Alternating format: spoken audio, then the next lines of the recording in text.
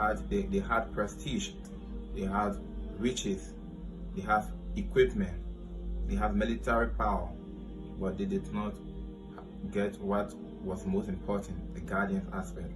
And this is the same path, if you observe closely, most Muslims are following today. We are after the dunya, we are after riches, prestige, money, everything. أصوات الإسلام.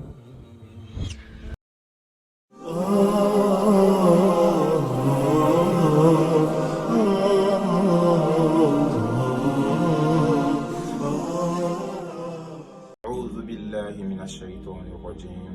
الحمد لله رب العالمين، والصلاة والسلام على رسول الكريم وعلى أهله وأصحابه ومن استنى بسنته إلى يوم الدين.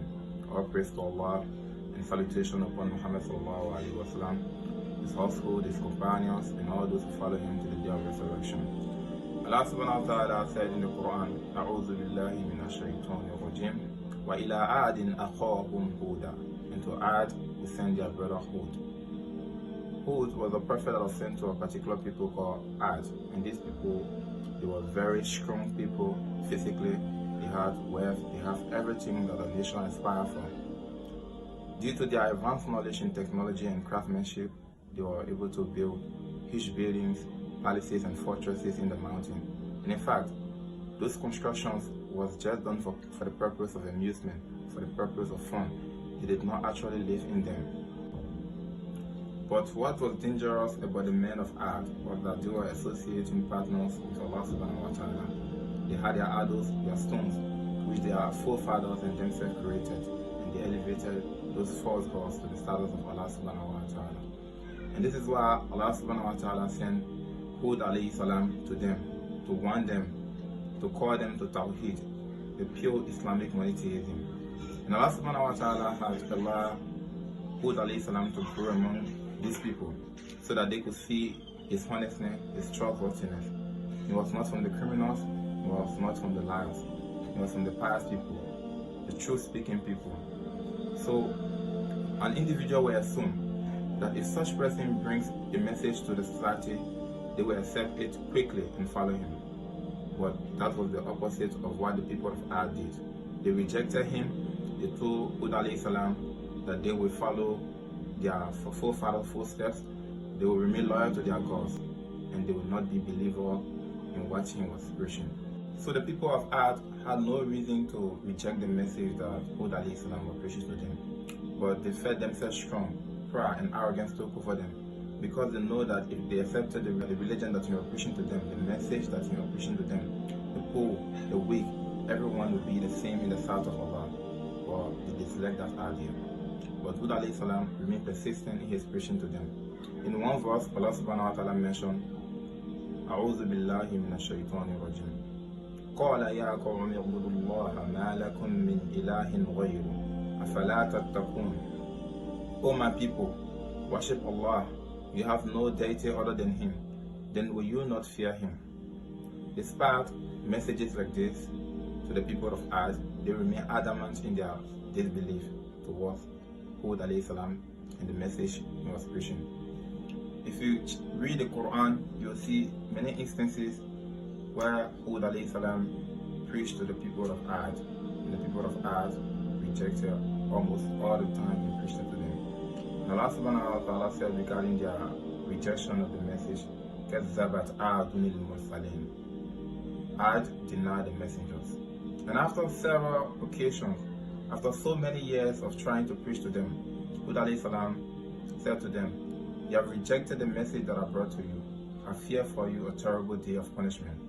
And they said to Hud alayhi salam, the men of Ad said to Prophet Hud, it is all the same to us, whether you advise us or not. And what you are preaching to us is but the custom of the old, and we are not believers in you. In fact, they went as far as saying that they would not be punished. وَمَا نَحْنُ بِمُعَذِّبِينَ. We are not to be punished. But Allah subhanahu wa ta'ala is self-sufficient and He does whatever He will. And Allah subhanahu wa ta'ala destroyed the people of Ad and save the few people that believe with Hud alayhi salam. Allah said regarding the destruction of the people of Ad, فَكَذَّبُوهُ فَأَهْلَكْنَاهُمْ إِنَّ فِي ذَلِكَ لَآيَةً وَمَا كَانَ أَكْثَرُهُم مُؤْمِنِينَ. And they denied him, so we destroyed them. Indeed, in that is a sign, but most of them were not to be believers. The people of Ad, despite their strength, their wealth, their military power, Allah subhanahu wa ta'ala destroyed them, and we could not have heard about them except that Allah mentioned them in this noble book of His. Allah mentioned stories like this in the Quran for us to take lessons from them, to be careful and not to follow the path of the wrongdoing people and to follow the path of the righteous. The people of Ad, if you observe, they were very successful people. In fact, they went as far as lavishing their resources by building fine houses in the mountains, horses they did not use.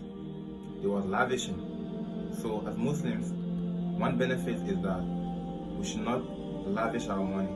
We should use our money, our resources for beneficial purposes, by giving zakat, by putting it to the places that will benefit us. Another major important benefit or lesson that we can derive from this story is that despite all their sources, the guardians, the people of Ad, they had prestige, they had riches, they have equipment, they have military power, but they did not get what was most important, the guardian aspect. And this is the same path, if you observe closely, most Muslims are following today. We are after the dunya, we are after riches, prestige, money, everything. Most Muslims today want to attend the best of school, the best of colleges and universities, to get the best education, secular Western education, live in the fine houses and get the best of cars. But when they are told about their religion, they say this is modern day. This particular sentence, this is modern day, is not so different from what the people of Ad said to Hud. They said to Hud, this is not but the custom of the Hud. And this is the exact same thing that Muslims are doing today when they are called upon to perform their religious duty. We should not mind the distraction of the dunya and forget about our Qiyamah. This dunya is a pathway to our Qiyamah. So this dunya, whatever we are doing, should contribute and should lead to a successful Qiyamah. That is why the Prophet ﷺ said, "Ad-dunya sijnul mu'min wa jannatul kafir." The dunya is a prison for the believer and a paradise for the disbeliever. Dear brothers and sisters, we should strive so high in this world that we should get a successful Qiyamah. We should not let this world to take our Qiyamah from us. Dear brothers and sisters, may Allah subhanahu wa ta'ala guide us into the straight path and grant us Jannah. Till we meet again. Assalamu alaikum wa rahmatullahi ta'ala wa barakatuh.